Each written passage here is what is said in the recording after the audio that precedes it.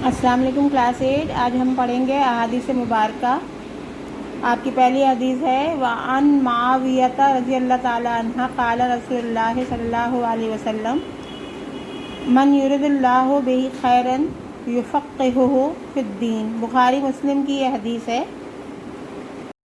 ترجمہ: سیدنا معاویہ رضی اللہ عنہ سے روایت ہے کہ رسول اکرم صلی اللہ علیہ وسلم نے فرمایا، اللہ تعالیٰ جس شخص کے ساتھ بھلائی کا ارادہ فرماتا ہے اسے دین کی سمجھ عطا فرما دیتا ہے۔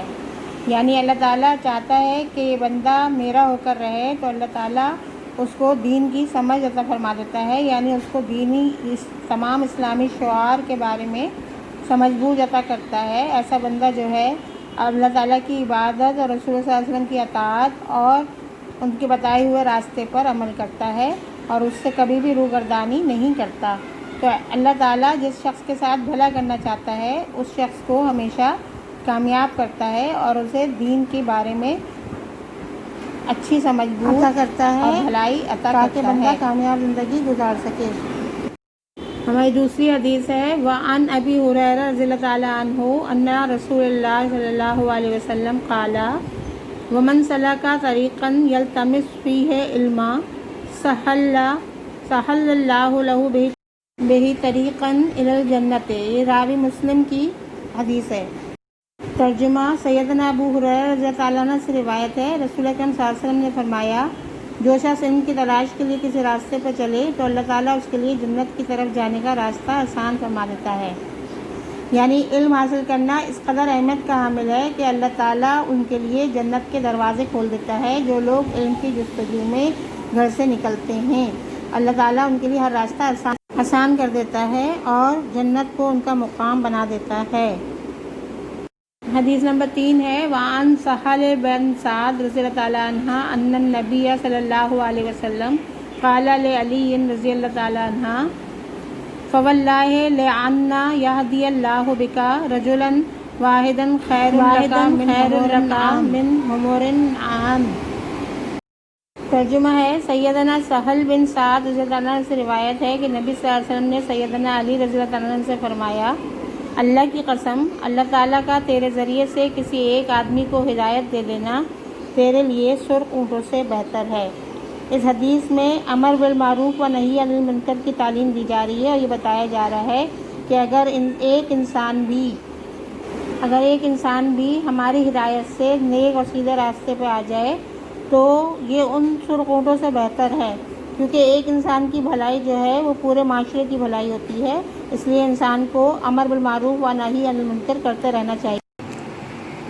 السلام علیکم کلاس 8۔ ہمارا 4 چیپٹر ہے کسب حلال۔ کسب معنی ہوتا ہے کمانا، حلال جائز اور درست طریقہ ذرائع، تو جائز اور درست طریقے سے کمانا جو ہے وہ کسب حلال کہلاتا ہے۔ کسب حلال کو اللہ تعالیٰ نے بہت زیادہ پسند فرمایا ہے۔ کسب حلال کیا ہوتا ہے کہ آپ اپنی محنت سے جو روزی روٹی کمائیں وہ کسب حلال ہے۔ بغیر محنت سے کمایا گیا کوئی بھی مال جو ہے وہ حرام میں شامل ہوتا ہے۔ اور حلال کیا ہوتا ہے؟ حلال وہ تمام کام جو آپ اپنی محنت کے ذریعے کوئی روزی کمائیں وہ کسب حلال ہے۔ مثال کے طور پر آپ کوئی بھی کاروبار کریں اور ایمانداری سے کریں، تدریس کا شعبہ اپنائیں، کھیتی باڑی کریں، زراعت کریں، مال کا لین دین احسن طریقے سے کریں اور اس کے ذریعے جو کمائی آپ کو حاصل ہوگی وہ کسب حلال ہے۔ اس کے برعکس حرام ہے۔ حرام کیا ہے؟ حرام وہ چیزیں ہیں جو اللہ تعالیٰ نے ہمارے لیے ممنوع فرمائی ہیں۔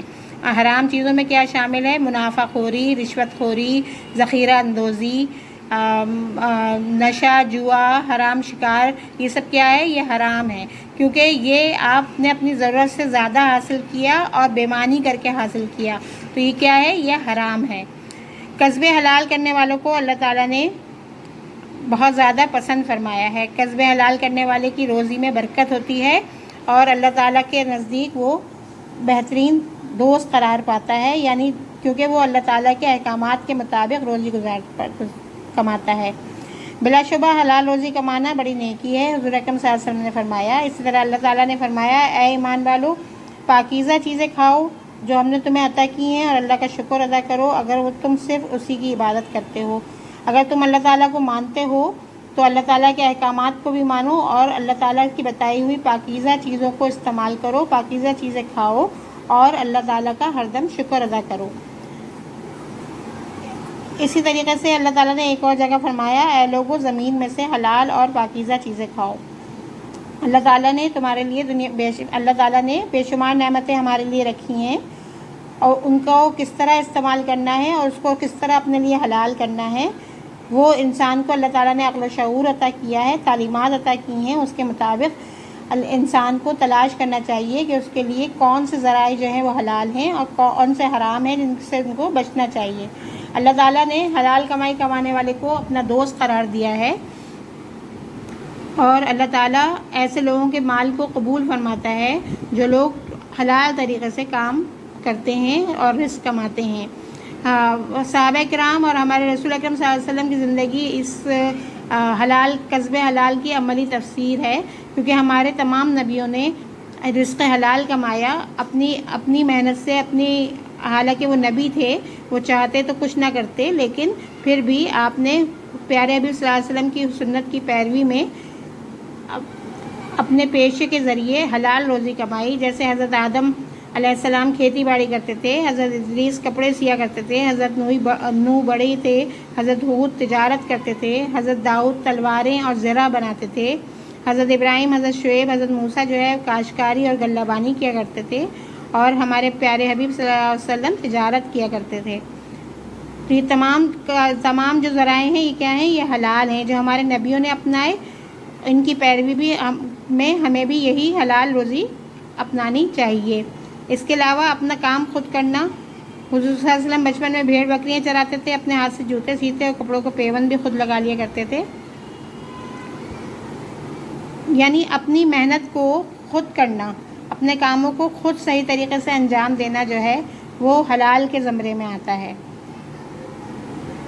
رسول اکرم صلی اللہ علیہ وسلم نے فرمایا، جب تم فجر کی نماز ادا کر لو تو اپنے رزقوں کی تلاش میں سوئی نہ رہو، اور حلال طریقے سے روزی کمانا ہر مسلمان پر فرض ہے۔ فجر کے وقت کو کہا جاتا ہے کہ برکت کا وقت ہوتا ہے۔ برکت کا وقت اگر ہم سو کے گزار دیں گے تو ہم اس برکت کے وقت سے محروم ہو جائیں گے، اس لیے فجر کے بعد اپنے رزق کی تلاش کے لیے نکلنا عین فرض ہے۔ وہ شخص کتنا اچھا ہے جس کا رزق پاک ہے۔ حضور صلی اللہ علیہ وسلم نے فرمایا، وہ شخص کتنا بہترین ہے جو حلال کھاتا ہے، حلال کماتا ہے۔ حلال کمانے سے اس کی عزت نفس صالح اور نیک ہوتی ہے، اس کی دعائیں قبول ہوتی ہیں، اس کے رزق میں برکت ہوتی ہے۔ تو رزق حلال کمانا عین عبادت ہے۔ کسب حلال کے ذرائع آپ کو جیسا کہ میں نے بتایا کہ ہر وہ روزی جو محنت کر کے کمائی جائے، جائز طریقے سے کمائی جائے، جو اللہ تعالیٰ نے ہم پہ حلال کیے ہیں، اس طریقے سے جو بھی روزی کمائی جائے وہ کسب حلال ہے۔ اور اس کے ذرائع کیا ہیں؟ جیسے آپ کھیتی باڑی کریں، تجارت کریں، کاروبار کریں، حلال جانوروں کا شکار کریں، تعلیم و تدریس کا شعبہ اپنائیں۔ ایسے تمام شعبہ جات جو محنت کے بلبوتے پر آپ کو رزق دیتے ہیں، کمائی دیتے ہیں، وہ کسب حلال کے زمرے میں آتے ہیں۔ جبکہ حرام کیا ہے؟ کسب حرام۔ حرام کمانا کیا ہے؟ حرام کمانا یہ ہے کہ آپ منافع خوری کریں، سود خوری کریں اور ذخیرہ اندوزی کریں، اپنے فرائض میں غفلت برتیں، اور غفلت برتنے کے بعد جو منافع حاصل کریں وہ سب حرام ذرائع میں شامل ہوتا ہے۔ حرام ہر مسلمان کو اس میں تمیز کرنی چاہیے، دیکھنا چاہیے کہ اللہ تعالیٰ نے کس چیز کو اس کے لیے درست اور جائز قرار دیا ہے اور کس چیز کو حرام قرار دیا ہے۔ جب ہم کسب حلال کماتے ہیں تو ہمیں بہت سے فوائد حاصل ہوتے ہیں،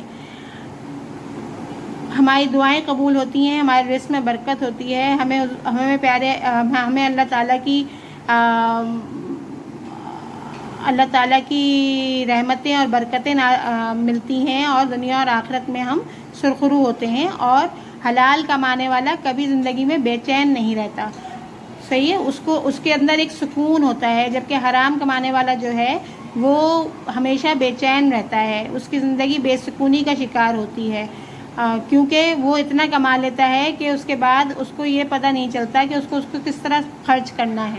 جبکہ کسب حلال کمانے والے کی آمدنی محدود ہوتی ہے، اور وہ اس محدود آمدنی کو اچھی طریقے سے سوچ سمجھ کے خرچ کرتا ہے اور فضول خرچی سے بچتا ہے، اور اس کی زندگی میں بھی سکون ہوتا ہے، دنیا میں بھی وہ ذلت اور رسوائی سے بچتا ہے اور آخرت کی ذلت اور رسوائی سے بھی بچ جاتا ہے۔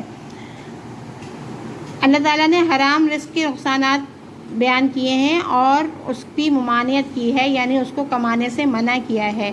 رزق حرام کے نقصانات کے بارے میں حضور اکرم صلی اللہ علیہ وسلم نے فرمایا، ایک زمانہ ایسا بھی آئے گا کہ لوگ اس بات کی پرواہ نہیں کریں گے کہ ان کے پاس مال کہاں سے آیا، حلال سے یا حرام سے، چنانچہ ایسے وقت میں ان لوگوں کی دعائیں قبول نہیں ہوں گی۔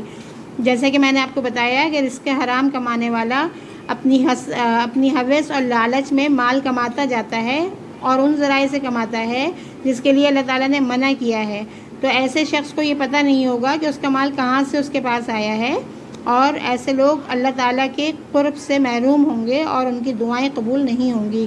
آپ نے مزید فرمایا کہ ایک ایسے شخص کا ذکر ہے جو لمبا سفر کر کے اللہ کے دربار میں حاضر ہوتا ہے، وہ گرد آلود ہے، بال بکھرے ہوئے ہیں اور نہایت عزت و انکساری کے ساتھ دعا کے لیے اپنے ہاتھ آسمان کی طرف اٹھاتا ہے اور اے رب اے رب کہتا ہے، لیکن اس کا یہ حال ہے کہ اس کا کھانا پینا لباس اور غسل سب حرام ہے، تو اس کی دعا کیسے قبول ہوگی؟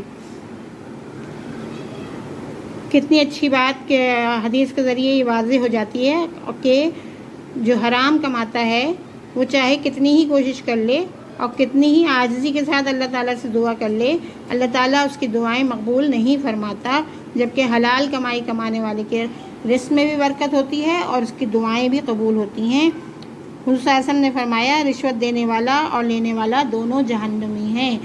جو ناجائز طریقے سے کمائی کرے گا اور جو اس کا شریک ہوگا، وہ دونوں جو ہیں وہ جہنم کے حقدار ہیں، اس سے زیادہ کچھ نہیں۔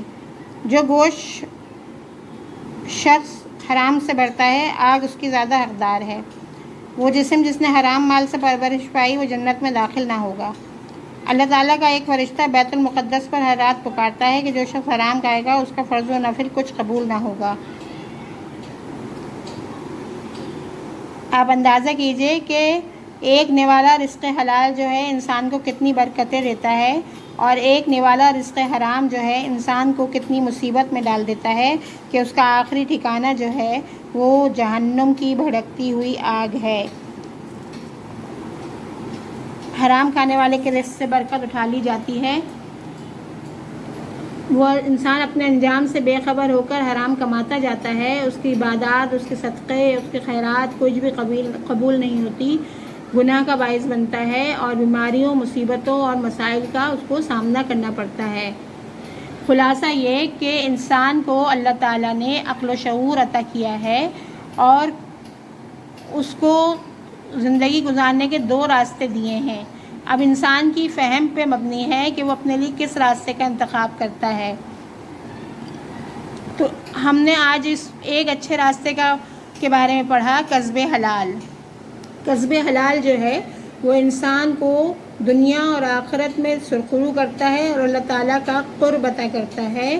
جائز آمدنی جو ہے انسان کو سکون بخشتی ہے، جبکہ حرام کمانے والا چاہے زندگی میں کتنا ہی اچھا کر لے، وہ دنیا اور آخرت دونوں میں رسوا ہوتا ہے اور اس کی نہ دعائیں قبول ہوتی ہیں اور نہ اس کے رزق میں برکت ہوتا ہے اور نہ اس کی زندگی میں سکون ہوتا ہے۔